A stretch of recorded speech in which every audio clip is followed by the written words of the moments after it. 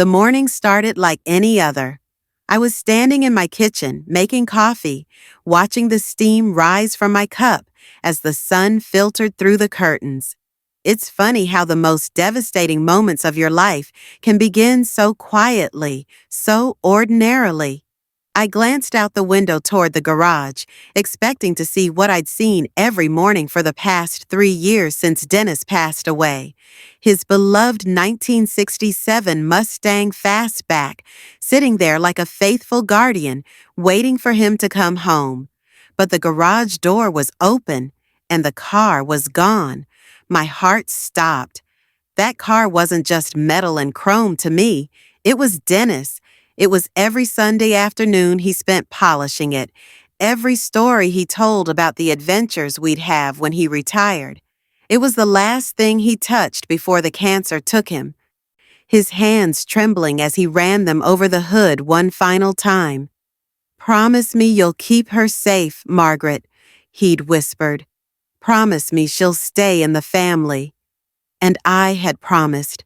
God help me, I had promised. I set my coffee down with shaking hands and rushed outside, my bare feet hitting the cold concrete of the garage floor. Empty.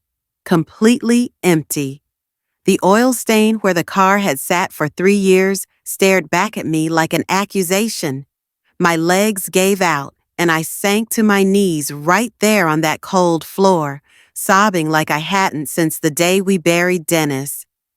That car was all I had left of him. The house felt empty without his laughter. The bed was too big without his warmth. But that car still smelled like his cologne. Sometimes I'd go sit in it just to feel close to him again. And now it was gone. I called Brian immediately, my fingers fumbling with the phone. My son answered on the third ring, and I could hear that defensive tone in his voice before I even spoke. You know that tone, the one your children use when they know they've done something wrong, but they're gonna fight you on it anyway. "Mom, before you say anything, where is your father's car, Brian?" My voice came out as barely a whisper, but I know he heard the pain in it. There was silence, long, terrible silence. Then he sighed, and I knew. I knew before he said the words that would break my heart all over again. "I sold it, Mom. We needed the money for the vacation." And Vanessa said, "You what?" I screamed into the phone, not caring if the neighbors heard me. "You sold your father's car? The car he asked me to keep in the family? The car that meant everything to him?" "Mom, it's just a car. Dad's gone. We needed the money, and it was just sitting there collecting dust. Vanessa said it was silly to keep it when we could use the cash for something practical." Just a car. Just a car. I wanted to reach through that phone and shake my son until he understood what he'd done. But it was Vanessa's voice I heard in those words, not my boy's. Vanessa, with her perfectly manicured nails and her cold, calculating eyes. The woman who'd swooped into my son's life 2 years ago and systematically began dismantling everything Dennis and I had built. "Brian, that car was worth more than money. It was your father's pride and joy. It was supposed to stay in our family forever." "Mom, you're being dramatic. It's not like Dad is coming back to drive it. We got $5,000 for it, and that's paying for our trip to Hawaii. Vanessa found this amazing resort and—" "$5,000?" I interrupted, my voice hollow with disbelief. "Brian, that car was worth at least $30,000, maybe more. Your father restored every inch of it himself. The engine alone—" The guy said $5,000 was fair market value. "Look, what's done is done. I'm sorry you're upset, but we needed the money." Fair market value. My Dennis had spent 15 years and $20,000 restoring that car, and my son sold it for $5,000 because some stranger told him that was fair. I could picture Vanessa standing behind him, nodding approvingly as he signed away his father's legacy. "Who did you sell it to?" I managed to ask through my tears. "Some dealership, Carson's Auto or something." "Mom, I have to go. Vanessa's calling me." Of course she was. Vanessa was always calling him away from conversations with me. She'd been systematically isolating my son from his family since the day she met him, and I'd watched helplessly as the boy I raised became a stranger who could sell his father's most prized possession for vacation money. The line went dead, and I sat there on my kitchen floor, surrounded by the silence that had become my constant companion since Dennis died. But this silence was different. This silence was filled with rage. I don't think I've ever been angrier in my entire life. Not when Dennis was diagnosed with cancer. Not when we lost our first baby. Not even when I caught my first husband cheating 25 years ago. This was a fury that burned in my chest like acid. A betrayal so deep, it felt like my son had reached into my chest and ripped out what was left of my heart. But underneath the anger was something else. Confusion. Because this wasn't the Brian I raised.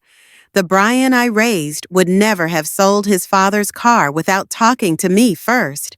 The Brian I raised understood the value of family, of memories, of keeping promises to the dead. This felt like Vanessa's influence, but it felt like more than that too.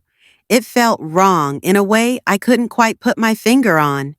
I spent the rest of that day crying and raging and trying to understand how my family had fallen apart so completely.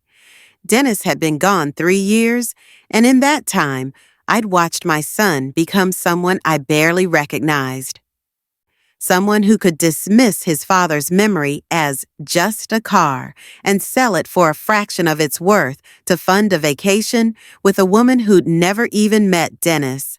That evening, as I sat in Dennis's recliner, trying to find some way to make peace with what had happened, the phone rang.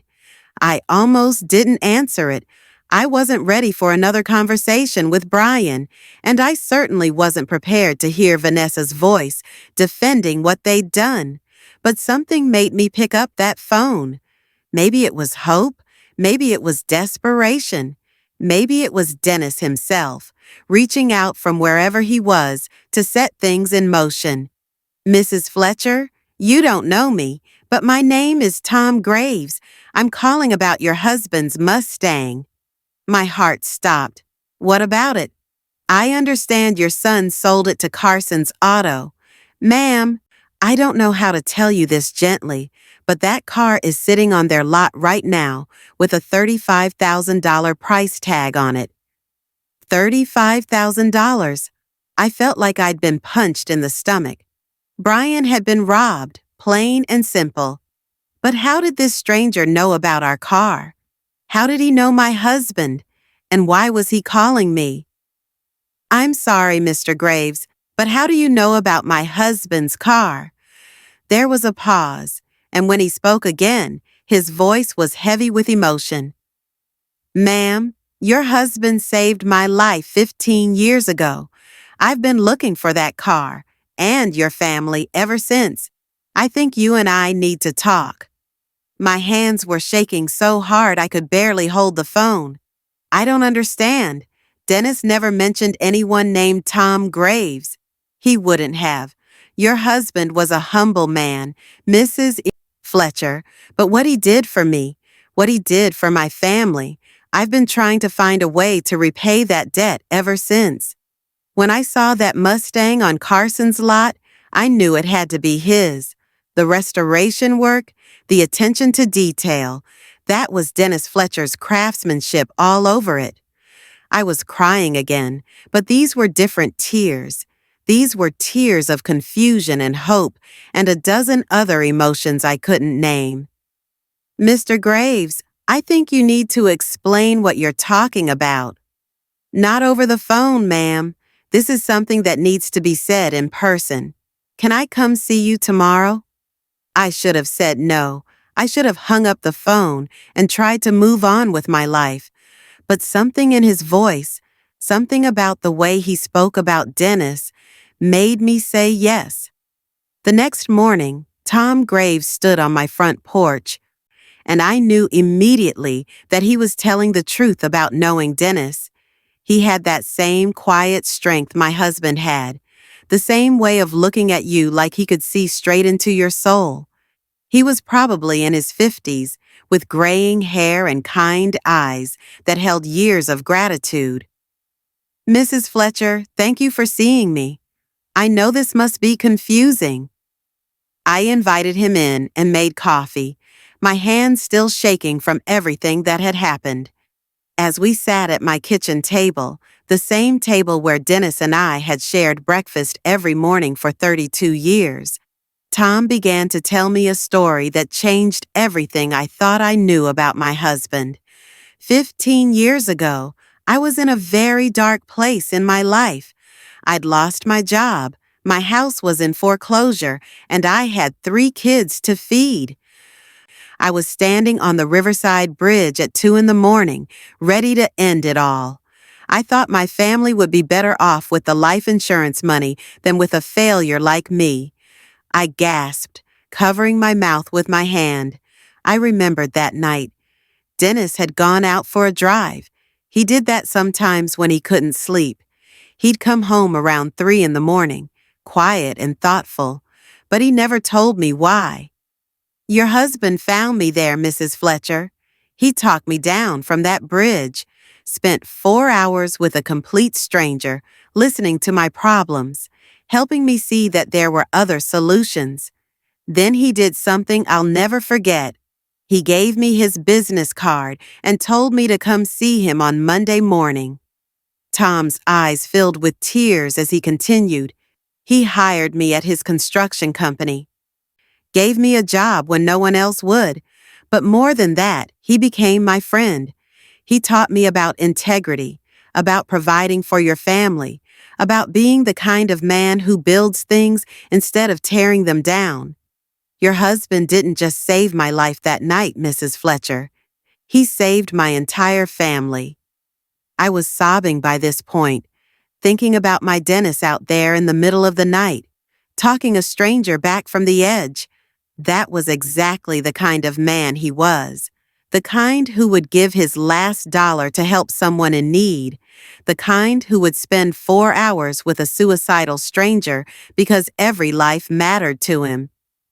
Mrs. Fletcher, I went on to start my own company. I've done very well for myself, and it's all because of what your husband did for me. I've been trying to find you for 3 years. Ever since I heard about Dennis's passing, I wanted to pay back what I owed him, but I could never track down your address. Why didn't you come to the funeral? I asked. There was an obituary in the paper. Tom looked down at his hands. I tried, ma'am, but I was overseas on business when it happened. By the time I got back, it was too late. I've regretted that every day since. I reached across the table and took his hand. This man was a living testament to the goodness Dennis carried in his heart, goodness I'd never even known about because my husband was too humble to tell me he'd saved someone's life. Mr. Graves, it means more than you know to hear this story. Dennis never told me about that night, but it sounds exactly like something he would do. Please call me Tom. And Mrs. Fletcher, there's more to this story. Something your husband made me promise to keep secret unless something happened to him, something that involves your family. My blood ran cold. What do you mean? Tom looked uncomfortable, shifting in his chair like he was carrying a weight he didn't want to put down. Ma'am, in the months before Dennis passed away, he came to see me several times. He was worried about something, or someone. He never told me all the details, but he said if anything ever happened to him, I needed to watch out for you and Brian. Watch out for us how? He said there were people in Brian's life who weren't what they seemed. He said he'd been doing some investigating and he was afraid someone was going to try to take advantage of his family after he was gone. Vanessa. Even before Tom said her name, I knew he was talking about Vanessa, the cold, calculating woman who'd convinced my son to sell his father's car for a fraction of its worth. The woman who'd been slowly but systematically distancing Brian from me. The woman who always seemed to know exactly what to say to get what she wanted. He was talking about Vanessa, wasn't he? Tom nodded grimly. Dennis asked me to keep an eye on that car, Mrs. Fletcher. He said it was more than just a car. It was insurance. He said if anyone ever tried to sell it, I should contact you immediately because it meant his suspicions were right. What suspicions? Tom, you're scaring me. Ma'am, I think your son is in trouble. I think he's been manipulated by someone who saw your family's assets as an opportunity. And I think Dennis knew it was coming. The room started spinning around me. My Dennis had known something was wrong with Vanessa. He'd been investigating her, and somehow his car was supposed to protect us? Tom, I don't understand any of this. What was Dennis investigating? What did he find? That's what we need to figure out together. But first, we need to get that car back, and we need to look inside it. Look inside it? Why? Tom smiled sadly. Because Dennis Fletcher was the smartest man I ever knew, and he told me that if anything ever happened to him, the answers would be in that car. The drive to Carson's auto felt like the longest drive of my life. Tom had offered to go alone, but I needed to see the car for myself. I needed to understand what Dennis had been trying to tell us from beyond the grave. When I saw the Mustang sitting on that lot with a $35,000 price tag, I nearly threw up. My Brian had been swindled out of $30,000. $30,000 that should have been part of his inheritance, part of the legacy Dennis worked so hard to build for our family. But as angry as I was about the money, I was angrier about the betrayal. Someone had taken advantage of my son's grief and naivety, and I was beginning to suspect that someone was the woman he'd married. Tom spoke to the dealer while I stood next to the car, running my hands over the hood the way Dennis used to do. The paint still gleamed like a mirror. The chrome still sparkled in the sunlight. This car was Dennis's masterpiece, and it had been sold for pennies by our own son.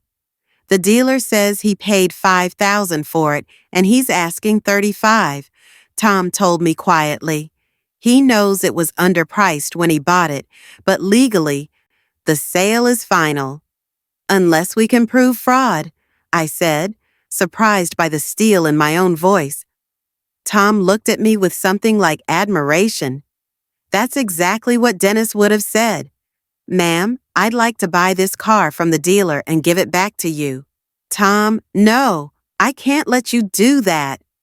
Mrs. Fletcher, your husband gave me my life back. This is the least I can do.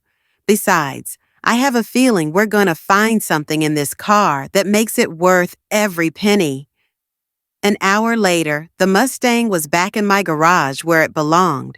Tom had written a check for $35,000 without even blinking, and now we stood looking at the car like it might reveal its secrets if we stared hard enough. Dennis said the answers would be in the car, Tom repeated. He was very specific about that. We spent the next hour going through every inch of that vehicle. We checked the glove compartment, under the seats, in the trunk, even under the hood. Nothing. I was beginning to think Dennis had been speaking metaphorically when Tom's hand found something under the driver's seat. There's something here, he said, his voice tight with excitement. It was a hidden compartment, so cleverly concealed that you'd never find it unless you knew exactly where to look. Dennis had always been good with his hands, but this level of craftsmanship was extraordinary. The compartment was weatherproofed and sealed, and inside was a manila envelope with my name written on it in Dennis's careful handwriting. My hands shook as I opened it. Inside were documents, photographs, and a letter addressed to me. The letter was dated just 2 weeks before Dennis passed away, when he was so sick he could barely hold a pen. But somehow, he'd found the strength to write me the truth. "My dearest Margaret," the letter began, and I could hear his voice in every word. "If you're reading this, then I'm gone, and something has happened that proves my suspicions were right. I pray I'm wrong about what I'm about to tell you, but I can't take the risk of leaving you and Brian unprotected." My heart pounded as I read on. "I've been investigating Vanessa Morrison, or should I say, Vanessa Chen, or Vanessa Rodriguez, or any of the other 5 names she's used in the past 10 years. Our daughter-in-law is not who she claims to be, Margaret. She's a con artist with a history of targeting widowed men and their families." I gasped, nearly dropping the letter. Tom put a steadying hand on my shoulder as I continued reading. "The documents in this envelope will show you everything I found. Vanessa has been married 4 times before Brian, and each time she systematically gained access to family assets and then disappeared. Her first husband died in what appeared to be an accident 3 months after she convinced him to change his life insurance beneficiary. Her second husband lost his entire retirement account to an investment scam she convinced him to participate in. The pattern continues with each man." I couldn't breathe. My son had married a predator, and Dennis had known it. He'd known it, and he'd been trying to protect us, even as cancer ate away at his body. "I confronted Vanessa about this 2 months ago," Dennis's letter continued. "She denied everything, of course, but I could see the calculation in her eyes. She's been playing a long game with our family, Margaret. She married Brian not because she loves him, but because she sees our assets as her next target." The room was spinning around me. All those times Vanessa had asked questions about Dennis's life insurance, about the house, about our savings. All those conversations about how Brian deserved more, how he shouldn't have to wait for his inheritance. I thought she was just looking out for my son, but she'd been calculating how much our family was worth. "The car was my insurance policy," Dennis's letter explained. "I knew that if something happened to me, Vanessa would eventually try to liquidate our assets. The car would be one of the first things to go because Brian doesn't understand its true value, not just monetary, but emotional." I set up this hidden compartment and asked Tom to watch for the car to go on sale. If you're reading this, it means Vanessa made her move. I looked at the documents spread out on my garage floor. Driver's licenses in different names, marriage certificates, death certificates, police reports. Dennis had compiled an entire case file on the woman my son had married. "Margaret, I need you to show this evidence to Brian. I know he won't want to believe it. Love makes us blind to the faults of those we care about. But our son is in danger." Vanessa's pattern shows that she doesn't just take money and run. She escalates.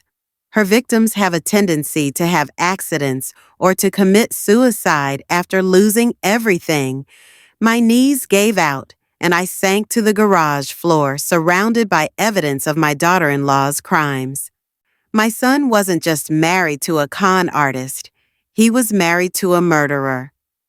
"I wish I could have told you all this while I was alive," Dennis's letter continued, "but I knew Vanessa was watching our every move. She'd already started asking Brian about getting power of attorney over my medical decisions. She was positioning herself to control the narrative if I became incapacitated.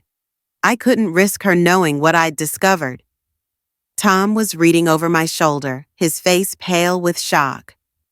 Mrs. Fletcher, we need to call the police. No, I said, my voice stronger than I felt. Not yet. Dennis knew what he was doing when he set this up. He wanted me to handle this, not the authorities. At least not at first.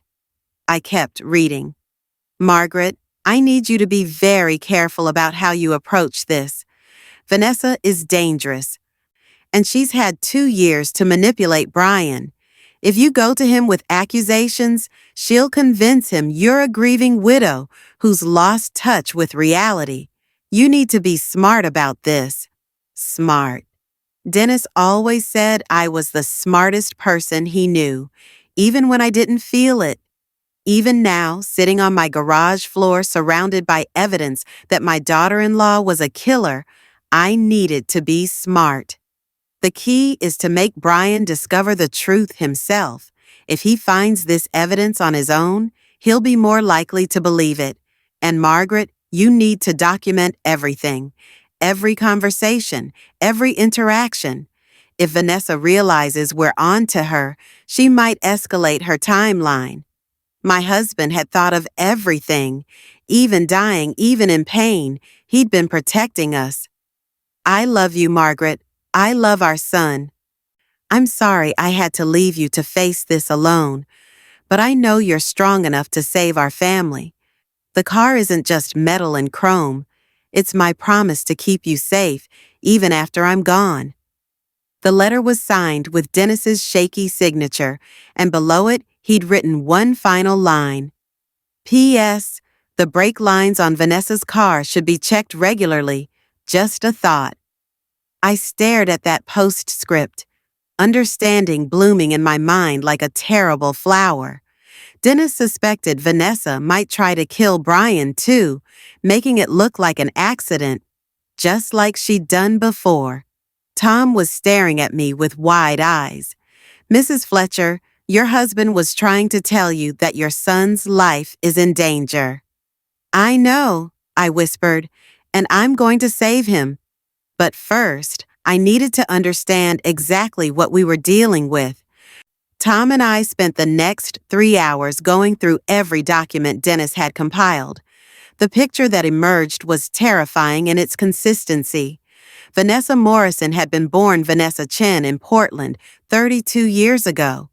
She dropped out of college after 1 semester and immediately began a pattern of targeting older, wealthy men. Her first victim was Robert Chen, a 60-year-old widower she'd met at a grief counseling group. They were married within 6 months, and Robert was dead within a year, apparently from a heart attack, though his children had questioned the timing. Her second victim was James Rodriguez, a successful contractor from Seattle. Vanessa had convinced him to invest his retirement savings in a cryptocurrency scheme that turned out to be fraudulent. James had lost everything and committed suicide, leaving Vanessa as the beneficiary of his life insurance policy. The pattern continued with increasing sophistication. Marcus Williams in Denver, Kevin Morrison in Phoenix. Each man had been older, recently widowed or divorced, financially comfortable. Each had been systematically isolated from his family. Each had ended up dead within 2 years of marrying Vanessa, leaving her with substantial assets. And now she had my Brian. She's getting bolder, Tom observed, studying the timeline Dennis had constructed. The intervals between marriages are getting shorter. The amounts she's stealing are getting larger. Because she's getting better at it, I said, my voice hollow with horror. She's perfected her technique. Mrs. Fletcher, we need to call the FBI. This is a federal case. Murder, fraud, crossing state lines. This woman is a serial killer. And by the time they investigate and build a case, my son could be dead, I snapped. No, Tom, Dennis was right. I need to handle this carefully. The hardest part was acting normal around Brian. 3 days after Tom and I had discovered Dennis's evidence, my son called to invite me to dinner. His voice was strained, guilty, and I knew he was still feeling bad about selling the car. Mom, Vanessa thought it would be nice if we could all have dinner together. You know, clear the air about everything. Clear the air. I almost laughed at the absurdity of it. My daughter-in-law wanted to clear the air about stealing $30,000 from my family while planning God knows what else. That sounds lovely, dear, I managed to say. Should I bring anything? Just yourself, Mom, and maybe we could talk about Dad's car. I know you're upset, and I want to make it right. Make it right? If only Brian knew how right I was about to make everything. Dinner at Brian and Vanessa's house was surreal. Vanessa played the perfect hostess, serving a beautiful meal and asking about my day, like she actually cared about my well-being. She was good. I had to give her that. If I hadn't known what I knew, I might have been fooled by her performance. Margaret, I hope you're not still upset about the car, she said, her voice dripping with false concern. I know it had sentimental value, but Brian and I really needed the money for our trip. Sometimes we have to let go of the past to embrace the future. Let go of the past. She was talking about my dead husband like he was old furniture to be discarded. Of course, dear, I said, forcing a smile. I understand completely. Brian looked relieved, but I could see the guilt still eating at him. My son had always been sensitive, and I knew the weight of what he'd done was crushing him. That guilt was going to be my way in. Actually, I continued, I've been thinking about Dennis a lot lately, about the things he used to do, the places he used to go. Sometimes I feel like there were parts of his life I never really knew about. Vanessa's fork paused halfway to her mouth, so briefly I might have imagined it. But I didn't imagine it.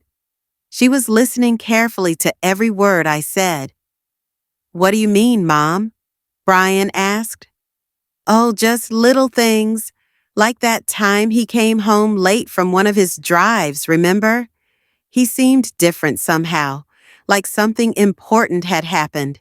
He never told me what it was, but I always wondered. Dad was a private person, Brian said. Maybe he just liked having some mystery in his life. Maybe, I agreed. Or maybe there were things he thought would worry me unnecessarily. I was fishing, trying to see if Vanessa would react to the suggestion that Dennis had been keeping secrets. She didn't disappoint me. People keep secrets for all kinds of reasons, she said casually. Sometimes it's to protect the people they love.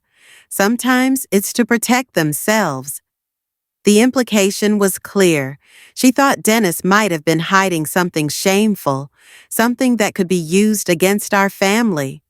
She was already laying groundwork for whatever her next move would be. I suppose you're right, I said, though I can't imagine what Dennis would have needed to hide. He was the most honest man I ever knew. Of course he was, Mom, Brian said quickly. Dad would never have kept anything important from us. But Vanessa was watching me with calculating eyes, and I knew she was wondering what I might know, what Dennis might have told me before he died. Good. Let her wonder. Let her worry.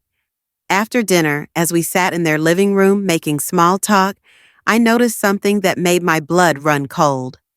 On the side table next to Vanessa's chair was a brochure for life insurance. It was folded casually, as if she'd been reading it and set it aside, but I could see Brian's name on the application. She was already taking out life insurance on my son. I excused myself to use the bathroom, but instead I slipped into their home office. I needed to see what else Vanessa was planning.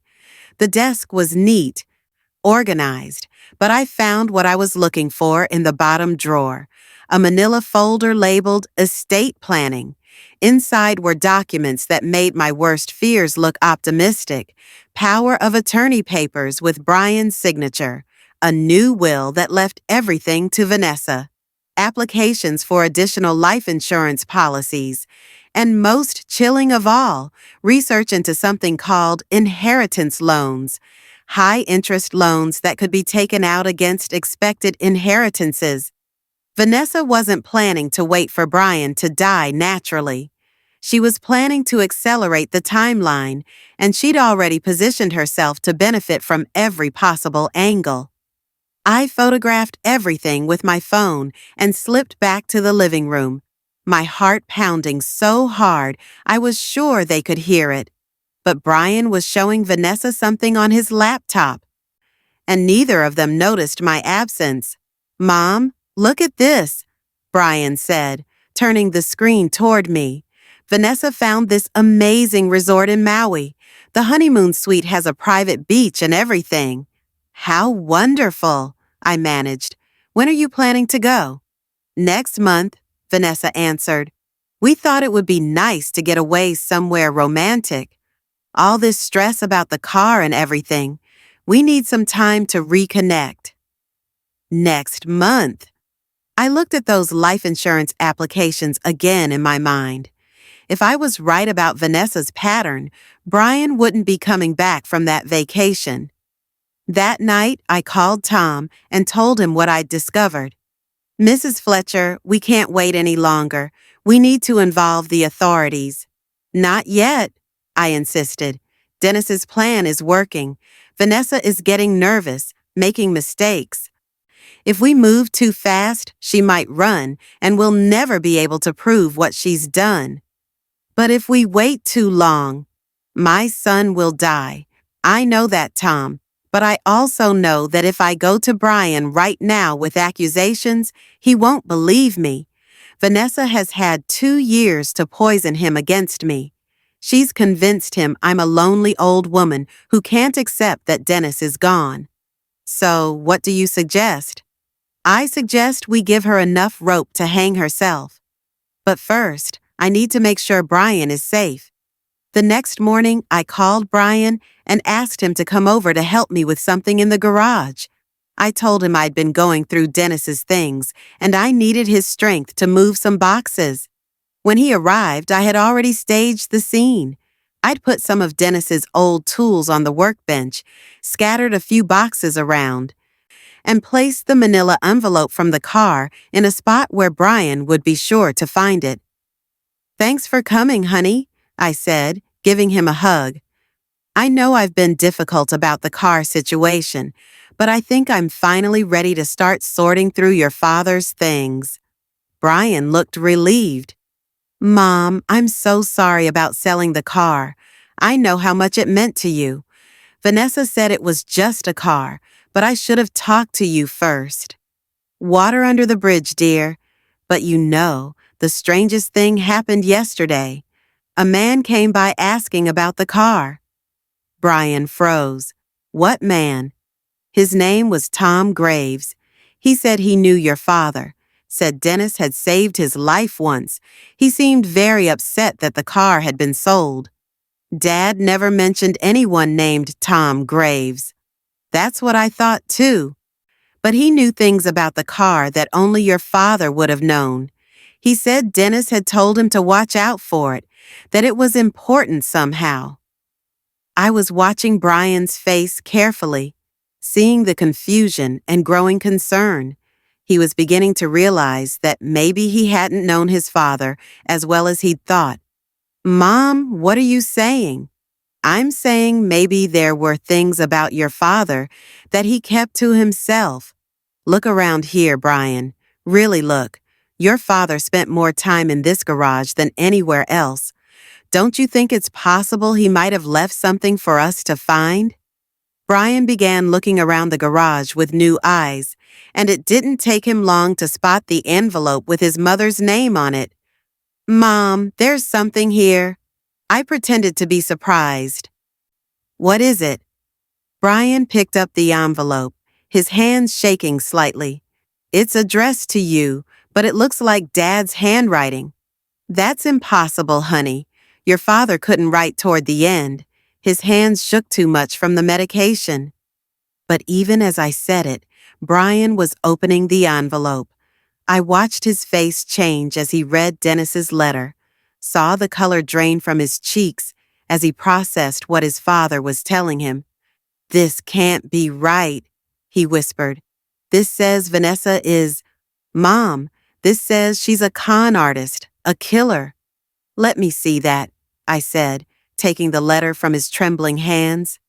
I read it aloud, watching Brian's world crumble with every word.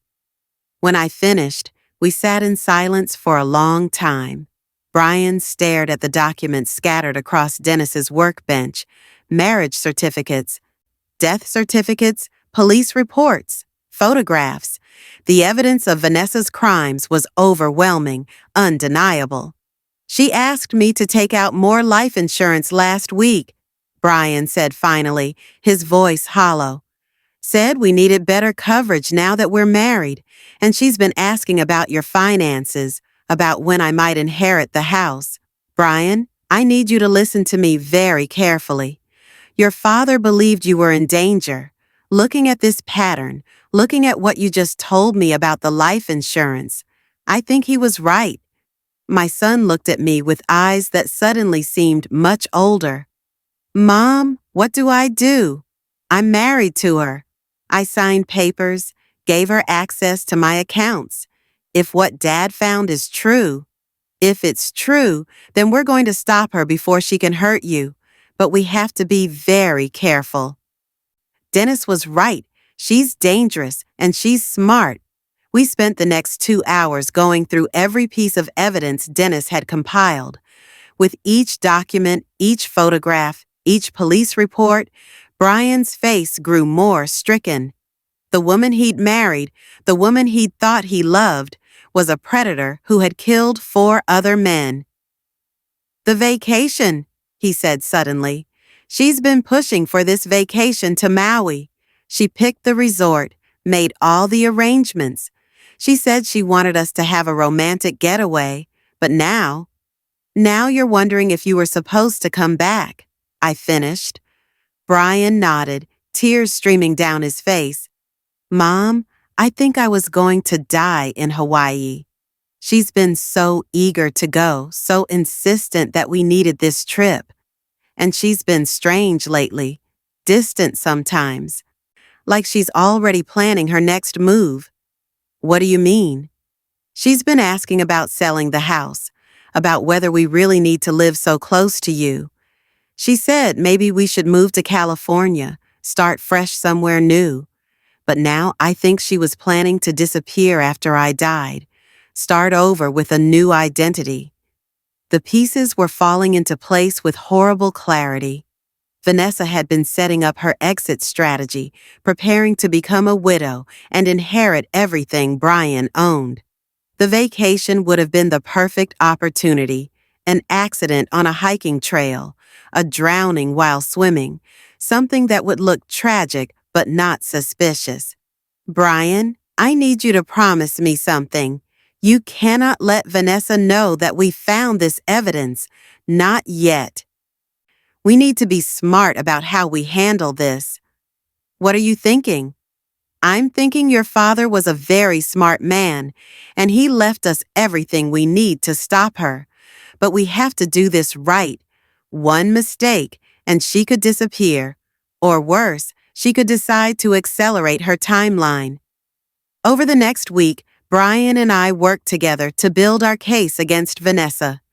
We contacted law enforcement in the cities where her previous victims had died, sharing Dennis's evidence and asking them to reopen their investigations.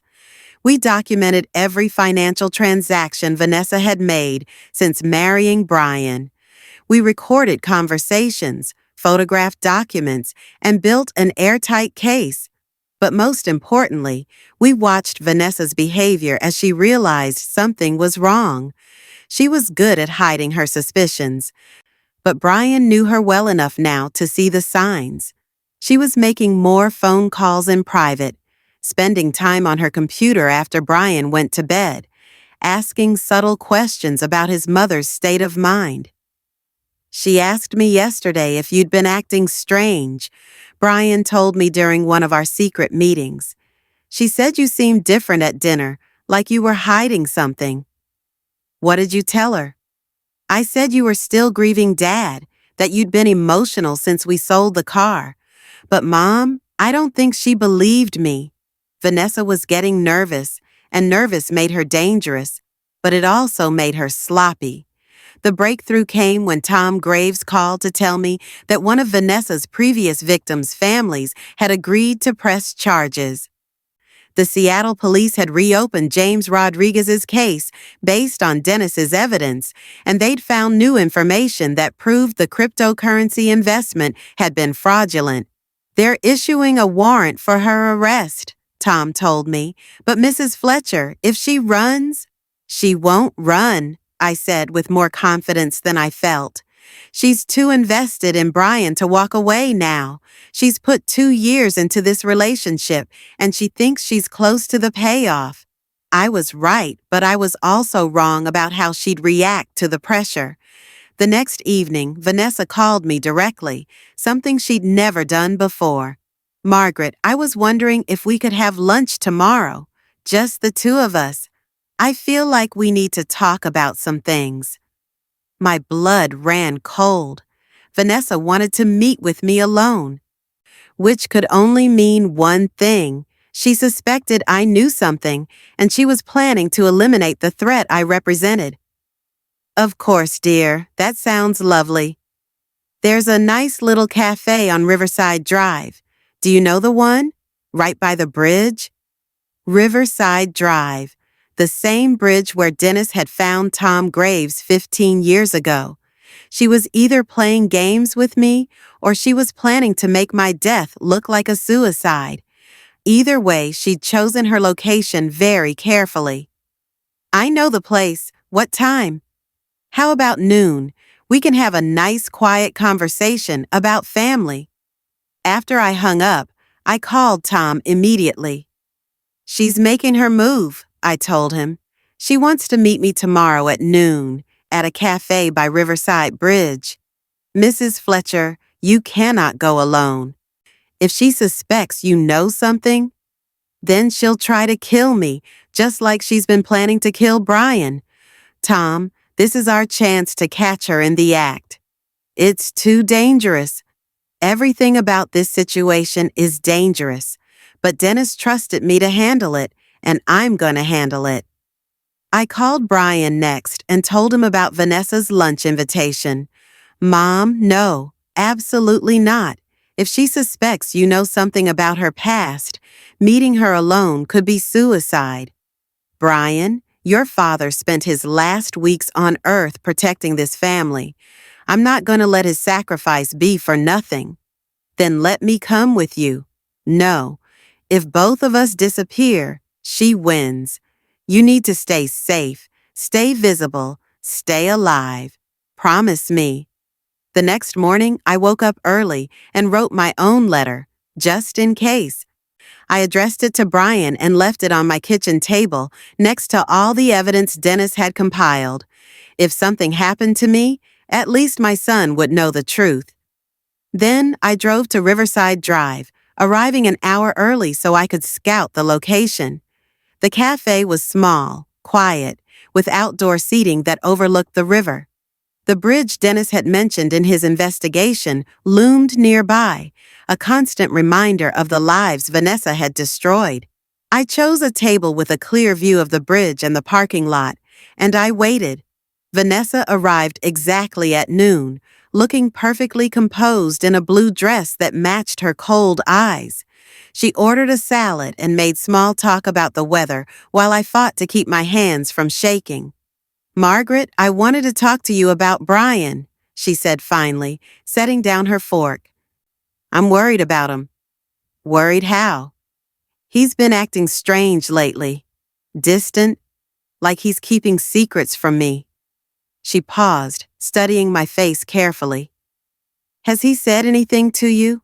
About us? About our marriage? I chose my words carefully. Brian loves you very much, Vanessa. If he's seemed distant, it's probably just stress from work. Maybe, or maybe someone has been filling his head with ideas about me. The accusation hung in the air between us like a challenge. Vanessa was done pretending, done playing games. She knew I suspected something, and she was giving me a chance to confess. "I'm not sure what you mean," I said. Vanessa smiled, but there was nothing warm about it. "Margaret, I think you know exactly what I mean. I think you've been asking questions about me, making inquiries into my past. I think you've discovered things you weren't meant to know." My heart was pounding, but I kept my voice steady. "Vanessa, what are you talking about?" "I'm talking about the fact that you've been investigating me, just like Dennis did before he died." The words hit me like a physical blow. She knew. She'd known about Dennis's investigation all along. "Dennis was a very thorough man," Vanessa continued, her voice casual but her eyes deadly serious. "Very protective of his family, very suspicious of anyone who might threaten what he'd built. But Margaret, Dennis is dead, and his protection can't reach you anymore. Are you threatening me? I'm explaining reality to you. You have a choice to make. You can accept that Brian has moved on with his life, that he's happy with me, and you can stop digging into things that don't concern you. Or what?" Vanessa leaned forward, her voice dropping to a whisper. "Or you can join Dennis. It's amazing how many elderly people have accidents these days. Falls downstairs, car crashes, heart attacks brought on by stress. Grief does terrible things to people, Margaret. Sometimes it makes them do things that seem completely out of character." She was describing my murder, making it sound like a suicide brought on by grief, just like she'd done to James Rodriguez and God knows how many others. "You killed them all, didn't you?" I said, no longer caring about being careful. "Your husbands. You didn't just steal from them. You murdered them." Vanessa's smile widened. "I have no idea what you're talking about, Margaret. You sound like you're having some kind of breakdown. Maybe you should see someone about that grief counseling. Or maybe you should take a nice, peaceful walk by the river. Sometimes the water can be very soothing for people who are in pain." She was telling me exactly how she planned to kill me. A nice, peaceful walk by the river that would end with me drowning, another grief-stricken widow who couldn't cope with her loss. But Vanessa had made one crucial mistake. She'd assumed I was a helpless old woman who would crumble under threats. She hadn't counted on the fact that Dennis Fletcher's wife was made of stronger stuff than that. "You're right about one thing, Vanessa," I said, reaching into my purse. Dennis was very protective of his family. I pulled out the digital recorder I'd been running throughout our entire conversation and set it on the table between us. "And he taught me to be protective, too." Vanessa's face went white as she realized what had just happened. She'd confessed to multiple murders, threatened to kill me, and described exactly how she planned to do it, all while being recorded. "You can't use that," she hissed. "I'll deny everything. It's your word against mine. Actually, it's your word against your word. And Vanessa, the police have been very interested in what you've had to say." I looked toward the parking lot, where Tom Graves was standing next to a police car, speaking with two detectives. Brian was with them, holding a manila envelope full of Dennis's evidence. "You see, my husband wasn't just protecting me from beyond the grave. He was teaching me how to catch a killer." Vanessa bolted from the table, but there was nowhere to run. The police had surrounded the cafe, and within minutes she was in handcuffs, screaming about how this was all a misunderstanding, how she was innocent, how we were conspiring against her. But the evidence was overwhelming. Dennis's investigation, combined with the recording of her confession and the new information from her previous victims' families, was enough to charge her with 4 counts of murder and multiple counts of fraud. As I watched them load her into the police car, I felt Dennis's presence beside me. He'd kept his promise to protect us, even after death. The car had been more than just a car. It had been his final gift to our family. That evening, Brian and I sat in Dennis's garage, working on the Mustang together. Tom had insisted I keep it, saying Dennis would have wanted it in the family where it belonged. We weren't really fixing anything. The car was perfect, but we both needed the comfort of working with our hands, of doing something Dennis would have appreciated. "Mom," Brian said quietly, "I'm sorry I didn't believe you about Vanessa. I'm sorry I sold Dad's car. I'm sorry I let her manipulate me into thinking you were just a grieving widow who couldn't let go. Brian, you were grieving too, and you fell in love. There's no shame in that. But I should have seen the signs, the way she tried to isolate me from you, the way she was always asking about money and insurance. I should have known. Your father didn't see it at first, either. It took him months of investigation to piece together the truth. These people are very good at what they do. They have to be, or they wouldn't be successful." We worked in comfortable silence for a while, and I thought about how Dennis would have loved this moment. His son and his wife working together on the car he'd restored with so much love. "Do you think Dad knew?" Brian asked eventually. "Do you think he knew that his investigation would save my life?" I thought about Dennis's final letter, about the way he'd planned every detail of how we'd discover the truth. The hidden compartment, the evidence carefully preserved, the connection to Tom Graves who could verify everything. "I think your father knew exactly what he was doing," I said. "I think he loved us so much that not even death could stop him from protecting us." The trial lasted 3 months. Vanessa's defense team tried to paint her as a victim herself, a woman who had been abused by older men who took advantage of her. They tried to claim that Dennis's evidence was fabricated, that the recording of her confession was entrapment, that I was a vengeful mother-in-law seeking to destroy her son's happiness. But the evidence was too strong, the pattern too clear. When the families of her previous victims testified about their loved ones' deaths, when the financial records showed the systematic theft of assets, when the recording of her confession played in that courtroom, there was no doubt about what Vanessa Morrison really was. She was sentenced to life in prison without the possibility of parole for the murders, plus an additional 50 years for fraud and conspiracy charges. I was in the courtroom when they read the verdict, and for the first time since Dennis died, I felt truly at peace. My husband's final act had saved our son's life and brought justice for 4 other families who had lost everything to this predator. After the trial, Tom Graves came to see me one more time. "Mrs. Fletcher, I wanted you to know that I've set up a scholarship fund in Dennis's name for kids who need second chances, like he gave me." "Tom, that's beautiful. Dennis would be so proud.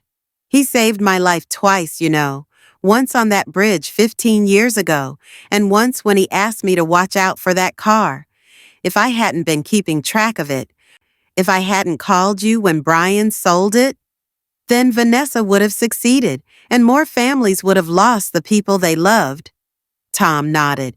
"Your husband was an extraordinary man, Mrs. Fletcher, and if you don't mind me saying so, you're an extraordinary woman too."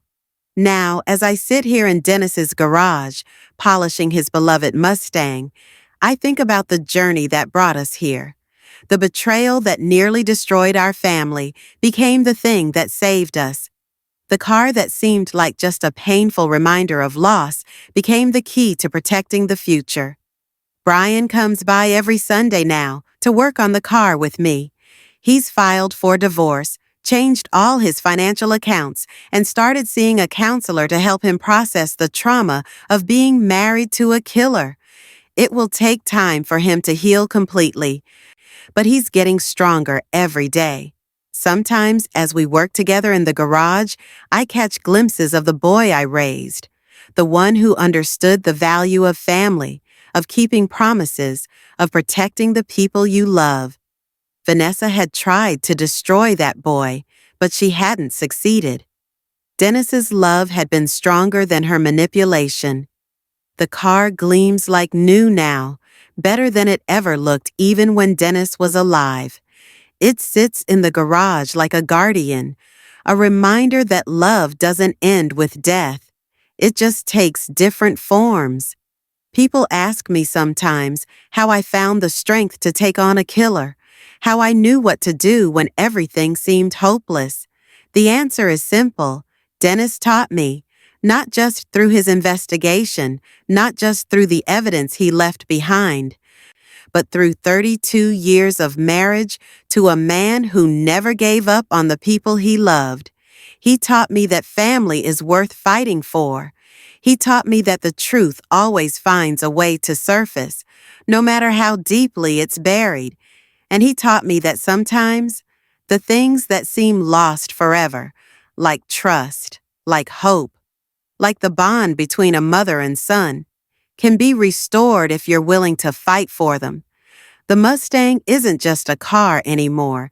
It's a testament to the power of love to transcend death, to the importance of keeping promises, and to the truth that sometimes our greatest losses can become our greatest strengths.